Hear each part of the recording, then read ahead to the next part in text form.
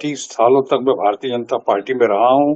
मेरे को ट्रेन किया गया था भारतीय जनता पार्टी में। बहुत सारे मेरे अच्छे अच्छे दोस्त हैं, आज भी दोस्ती है। इसलिए मैं किसी का नाम नहीं ले सकता हूँ, लेकिन उन्होंने जो हमें कहा होगा, आमंत्रित किया होगा, वो अच्छी नीयत से ही किया होगा। शायद मेरा भला सोच के किया हो। पूरे पार्टी में, तृणमूल कांग्रेस में, आपने अभिषेक बनर्जी का जिक्र किया, चाहे और लोगों का जिक्र किया, इनमें से कोई मेरा नेता नहीं है। क्या सब कुछ ठीक है तृणमूल कांग्रेस में फिलहाल?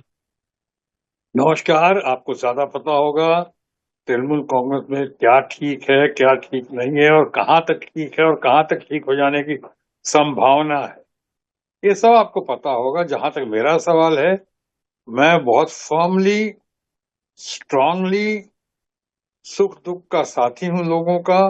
और खासकर मैं इस घड़ी में बिल्कुल ममता जी के साथ हूं, उनके साथ था और उनके साथ ही रहूंगा।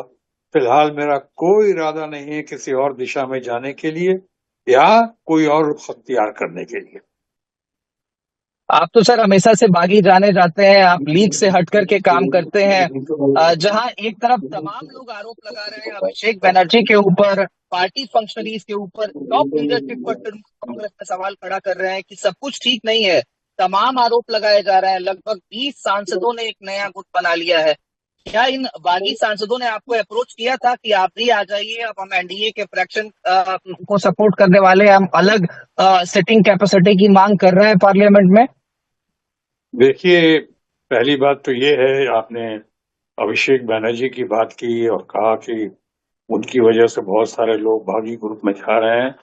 ये तथाकथित बागी ग्रुप में जा रहे हैं, उनके जाने के बहुत सारे कुछ और कारण भी हो सकते हैं।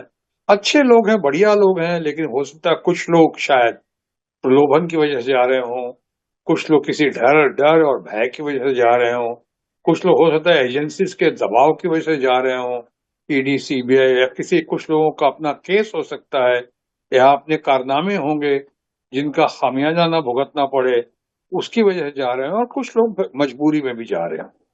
मुझे फिलहाल उनसे कोई शिकायत नहीं है, क्योंकि वो लोग अपने ही हैं। और अपने ही हैं तो दोस्त हैं, अपने सहयोगी रहे, अपने कलीग्स रहे। और जहां तक मैं कलीग्स की बात करता हूं, तो मुझे ये पता है कि मैं पूरे पार्टी में, तृणमूल कांग्रेस में, आपने अभिषेक बनर्जी का जिक्र किया, चाहे और लोगों का जिक्र किया, इनमें से कोई मेरा नेता नहीं है। ये सब हमारे कलीग्स रहे हैं।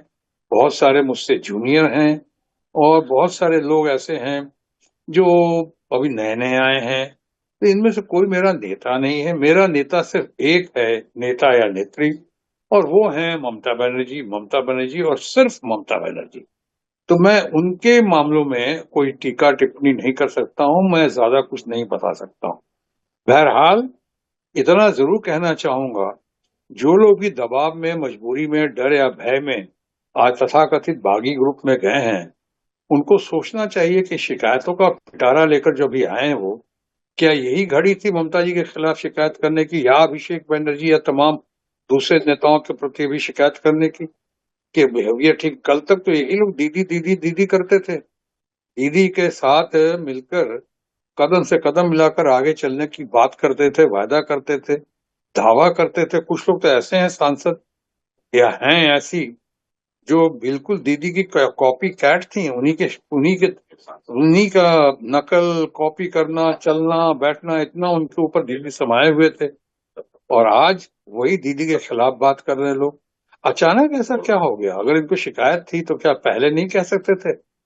ये हार की तथाकथित जो हार हुई है, हार करवाई गई है, चाहे हार जिस तरह से इनको एसआईआर हटाकर और डिस्क्रिपेंसीज का मामला दिखाकर, या जितने लाखों लाख वोट कटवा कर, उसके बावजूद ममता बनर्जी की शाख देखिए पब्लिक में।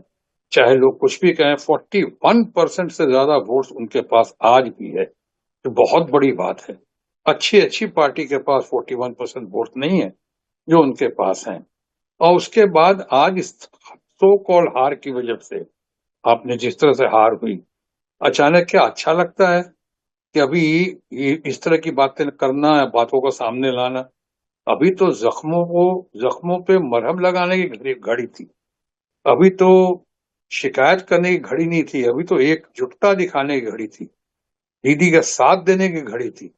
ये जख्मों को और शत्रु कुरेदने सर, की आपने घड़ी है। तीन बातें कही है। पहला, कि एजेंसीज के दबाव में कुछ लोग पार्टियां छोड़ रहे हैं, और भी कुछ उनकी पर्सनल चॉइसेस हो सकती हैं। दूसरा, आपने कहा कि कहीं ना कहीं ये पार्टी का सवाल नहीं खड़ा होता इस घड़ी में। आप लोगों को साथ में रहना चाहिए तृणमूल कांग्रेस के और ममता दीदी के। लेकिन बड़ा सवाल तब खड़ा होता है जब आरजीकर जैसे मामले हो जाते हैं, जब संदेश खाली हो जाता है। उन सब चीजों को लेकर के आज महिलाएं फ्रंट फुट पर। आपने सायोनी घोष का नाम लिए बिना कहा कि तमाम लोग दीदी को कॉपी करते हैं, उनके जैसा बनना चाहते हैं, और मुश्किल घड़ी में आज उनका साथ छोड़ रहे हैं। लेकिन ये जब तमाम चीजें सामने आती हैं, तो ये सवाल खड़ा होता है कि क्या तृणमूल कांग्रेस वही तृणमूल कांग्रेस है जिसको ममता बनर्जी ने स्क्रैच से स्टार्ट किया था, और उसी को कहते हुए कहीं ना कहीं कल्याण बनर्जी भी कल बिफरे।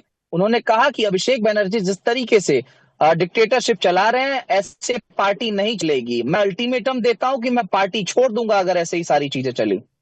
ओके, अब मैं बोलूं। पहली बात तो ये कि संदेश खाली की बात हो, चार के मेडिकल कॉलेज में जो, आरजे कर मेडिकल कॉलेज में जो बीभत्स घटना घटी थी, जिसकी हम बहुत निंदा करते हैं। घटनाओं की हम बहुत निंदा करते हैं। ऐसी घटनाएं बहुत शर्मनाक हैं, बहुत दर्दनाक हैं। ये अक्षम्य है, इसकी माफी नहीं हो सकती। ऐसी घटना हम तो कहते हैं आपके साथ है इस मामले में, देश के साथ है। लेकिन क्या क्राइम से उस प्रदेश की मुख्यमंत्री को जोड़ देना, एडमिनिस्ट्रेशन में कुछ भूल चूक हो जाए तो क्या सारी जिम्मेदारी आप ममता बनर्जी या उस प्रदेश के मुख्यमंत्री पे जोड़ेंगे? क्या क्राइम में शामिल करेंगे मुख्यमंत्री को? ये कहाँ की शराफत है?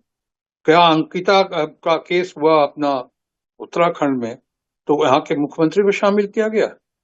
जो हाथरस और उन्नाव में जो घटनाएं घटी विध्वंस, उसके लिए क्या हमारे मित्र यूपी के मुख्यमंत्री योगी जी पे किसी ने उंगली उठाई?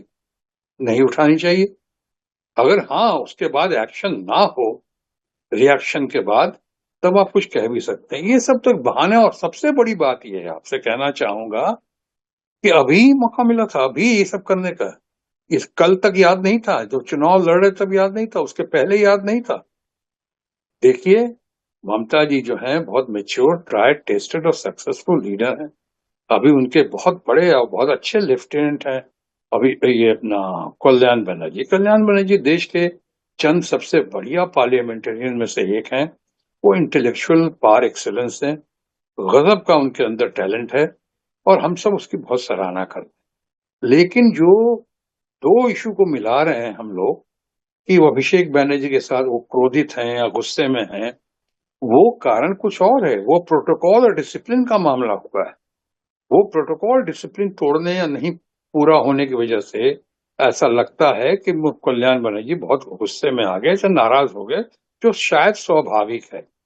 तो इसके लिए ये जो उन्होंने ये भी तो कहा कल्याण बनर्जी ने कि कुछ भी हो जाए मैं दीदी के साथ हूँ, दीदी के साथ था और दीदी के साथ रहूंगा। तो इसलिए आज इस घड़ी में आपसे बातचीत करते हुए मैं पुनः वो 3 लाइन विप, जो मैं दीदी को भी कह चुका हूं, अभी भी कह देता हूं कि मैं ममता दीदी के साथ हूं, ममता दीदी के साथ था, और इस मुसीबत की घड़ी में बिल्कुल वचनबद्ध हूं कि ममता दीदी के साथ ही रहूंगा। शत्रु सर, क्या आपको भारतीय जनता पार्टी की तरफ से या फिर इस बागी फ्रैक्शन की तरफ से कोई अप्रोच किया गया कि आप इस समय, जैसा कि आप आरोप भी लगा रहे हैं, एनडीए का फ्रैक्शन ज्वाइन कर लीजिए, सपोर्ट कर दीजिए इस फ्रैक्शन को, या फिर भारतीय जनता पार्टी में औपचारिक रूप से शामिल हो जाइए इस पूरे उठापटक के बीच में? मैं किसी का नाम नहीं ले सकता हूं, लेकिन हाँ, भारतीय जनता पार्टी में जहां मेरा लालन पालन हुआ है, करीब करीब 30 सालों तक मैं भारतीय जनता पार्टी में रहा हूं।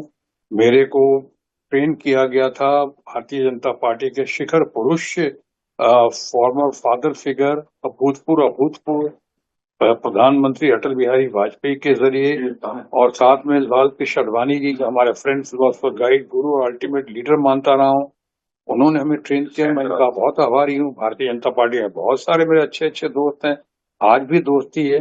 इसलिए मैं किसी का नाम नहीं ले सकता हूँ, लेकिन उन्होंने जो हमें कहा होगा, आमंत्रित किया होगा, वो अच्छी नीयत से ही किया होगा। शायद मेरा भला सोच के किया हो, लेकिन मेरी भलाई है, भलाई इसी में है, मैं समझता हूँ कि जिन्होंने मेरा सुख दुख में साथ दिया और खासकर दुख की घड़ी में साथ दिया, ममता जी, जब उस वक्त कोई सामने नहीं आया तो ममता जी आई थी और मुझे अब आसनसोल बंगाल की जनता के बीच, जितनी बढ़िया जनता है वहां की, बंगाल की जनता के बीच जाने का मौका दिया।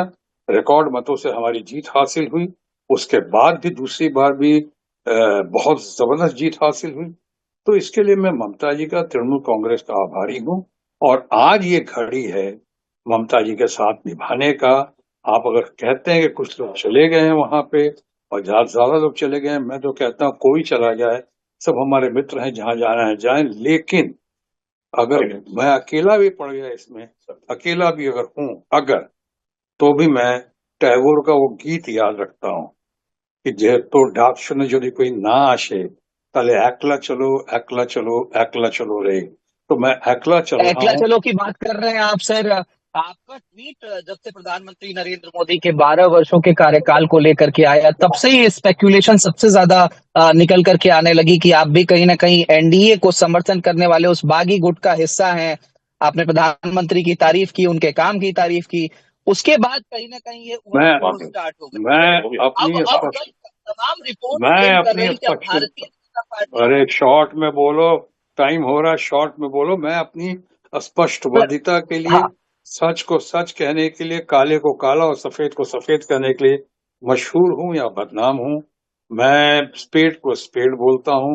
वो हमारे प्रधानमंत्री हैं भारत के, आपके और हमारे सबों के प्रधानमंत्री हैं। उन्होंने 12 साल पूरे किए।